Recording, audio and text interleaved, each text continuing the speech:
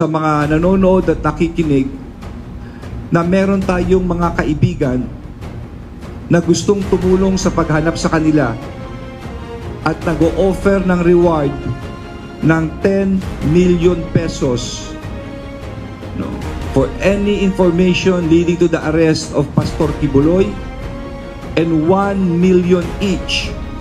for Crescente Canada, Pauline Canada,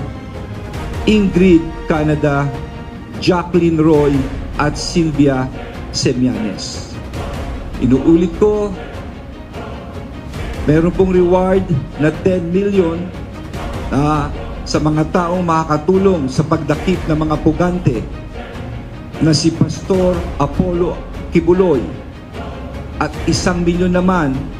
kay Crescente Canada, Pauline Canada, tigi 1 milyon ito 1 milyon kay Crescente, 1 milyon kay Pauline Canada, 1 milyon kay Ingrid Canada, 1 milyon kay Jacqueline Roy, at 1 milyon kay Sylvia